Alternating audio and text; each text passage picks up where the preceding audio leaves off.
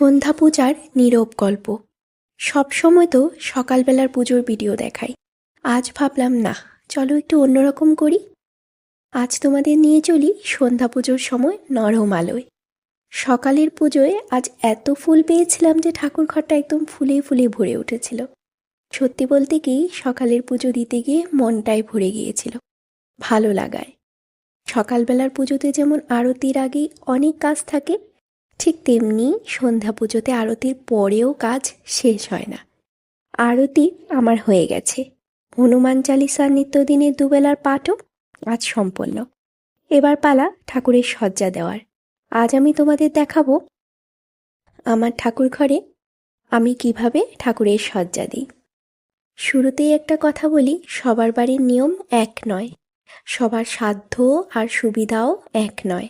যার যেভাবে হয় সেইভাবেই তো ভক্তি পৌঁছায় ঠাকুরের কাছে। নিজের যতটুকু আছে সেই সামান্য দিয়েই আমি ঠাকুর ঘর সাজাই।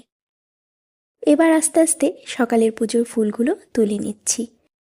ফুলগুলো দিতে গিয়ে যেমন মনটা খুশিতে ভরে গিয়েছিল, এখন তুলতে গিয়ে তেমনি মনটা একটু ভারী হয়ে আসে। আগে ফুলগুলো জানো তো বাইরে ফেলে দিতাম, এখন আর ফেলি না, পরিষ্কার জায়গায় রোদে শুকিয়ে রাখি।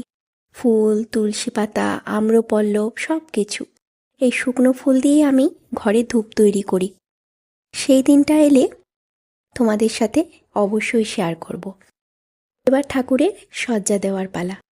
আমার ঠাকুরঘর ছোট, রাম ঠাকুরের আলাদা সিংহাসন নেই, তাই একটা চাদর গায়ে জড়িয়েই এভাবে আমি সজ্জা দিই। শাশুড়ি মাকেও যেমন করতে দেখেছি আমিও তেমনই করি।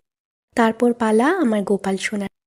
গায়ের গয়নাগুলো আস্তে আস্তে খুলে গোপালকে একটু গোলাপ জল দিয়ে শৃঙ্গার করে দিলাম। একদিন অন্তর অন্তর ড্রেস চেঞ্জ করি। আজ সকালে স্নান হয়েছে, তাই আজ আর ড্রেস চেঞ্জ নয়, বিছানা মশারি সব রেডি করে এবার আমার ছোট্ট সোনাকে ঘুম পাড়াবো। ঠাকুর ঘরটা আবার সুন্দর করে মুছে লাইট অফ করে দরজা বন্ধ। আমার সন্ধ্যার পুজো আজ এখানে সম্পন্ন।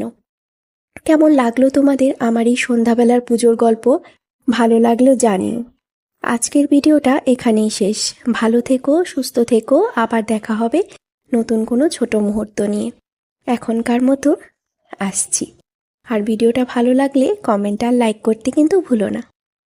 ঠিক আছে, আজকের ফুলগুলো কোথায় ফেলছি সেটা একটু তোমাদের দেখিয়ে দিই লাস্টলি।